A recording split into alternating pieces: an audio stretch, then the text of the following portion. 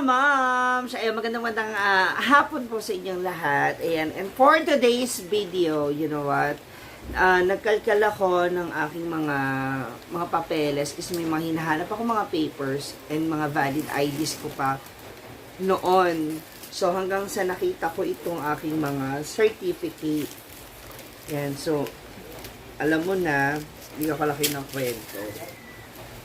Regarding sa mga certificate and diplomas na meron ako dito ngayon. So, meron ako dito yung aking Highway Hills Elementary School. Meron ako certificate ng aking kindergarten. Kindergarten, ganun din. The kindergarten course ko, way back 1992. Tanda ko na, di ba? Nakakaloka. So, ito yon. Noon kasi, may walang prep. Ngayon kasi may prep na di ba? So, ngayon, noon, kindergarten lang. Kindergarten, and after niyan, grade 1 ka na. So, ngayon, ito yung aking certificate. So, ayan. Andito siya. And maliban dyan, andito rin yung aking baptismal certificate. Ayan, kung saan, sa Our Lady of Fatima naman ako dyan sa Mandaluyong din ako bininyagan. So, nakuha ko siya. Ayan. Signed by my ninang Isabelita Pardillo and my ninong Robert Galdones. Ayan, nandito sila. Andito rin yung aking this is PhilDare. Kung hindi ako nagkakamali, it's Philippine Drug Abuse Resistance Education. Ito pala, ayan. Drug Abuse Resistance Education. Yon. Etong ano na to, itong certificate na to, nung batch namin kasi, I was one of the officers. So, kami mga officers, or I think mga estudyante, umatin ng seminar regarding this.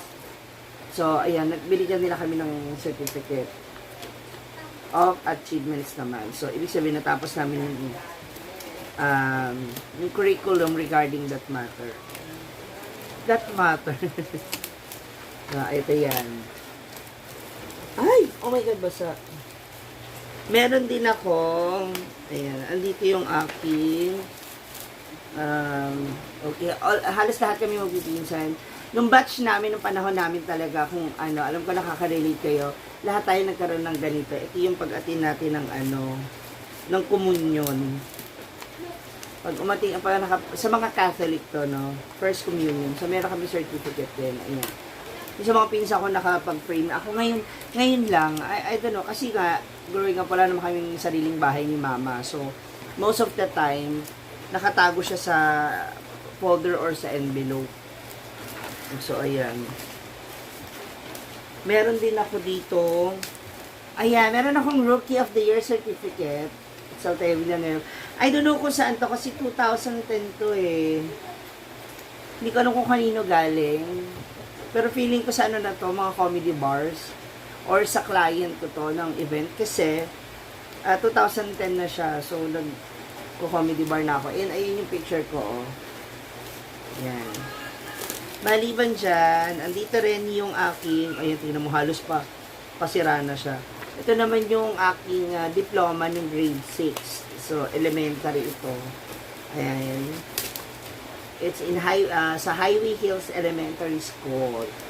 At gumraduate kami ng 1998. Centennial yun eh, 1998. Tama ba? Centennial. Oh, 100 years nakalayaan ng Pilipinas. So, si Mama no naka barot saya. Diba? Tingnan nyo naman, oh. Luma na, sira-sira na. And, lastly, I have here my diploma nung high school. Ayan. Medyo ano na rin siya, na-fold na siya, oh. Nasisira na nga siya, eh. So, ito naman ay sa, mataas na para lang Neptali A. Gonzales. Kilala siya ngayon bilang MP na. Pero nung graduate kami, it's Mandaluyong East High School. Ayan. And that is year 2002. So, ano na kami? 21 years. Diba? Oo, 21 years.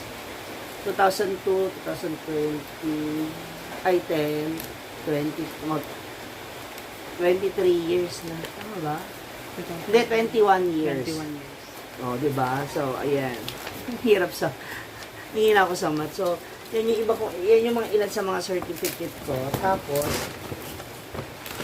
may mga iba pa ako mga papel dito. So, nakalkal.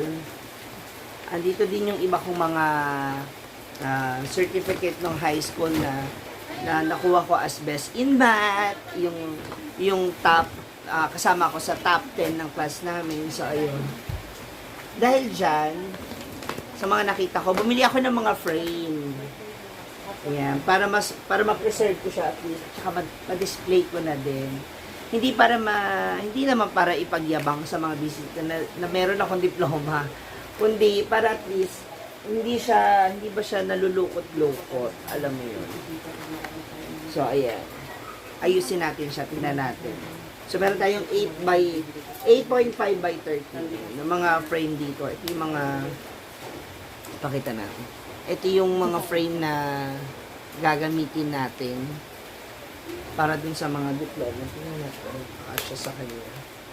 Kasi, di ba, tayo mga Filipino, especially yung mga parents natin, kapag meron tayong nauuwing mga certificate or mga achievements from the school, ang sarap i-display. Even yung mga medals, diba? Yung mga trophies. Ano. Kami kasi, wala kaming pang permanent na bahay. So, hindi pa namin alam talaga kung saan namin siya i-display.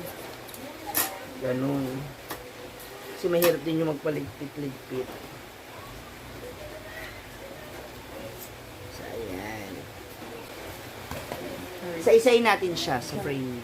Tapos papakita ko sa inyo mamaya yung final. So, eto na yung aking diploma. Diba? So, ano na lang natin siya. Hanapin natin siya kung saan natin siya pwedeng isabit. Ayan. Ito na, nailagay na natin sa frame yung ating mga certificate and my diplomas. So, ayan. Pwede na natin siyang i-display. Ayan. Tada! Ang dami niya na. Ang ganda. Kompleto na. Oh, diba? Kabog. Shing! Oh, ayan yung aking diploma. Ang aking katibayan na nakapagtapos ako ng high school. High school lang. Pero at least natapos natin. Till next time, mga moms. See ya! It's DJ.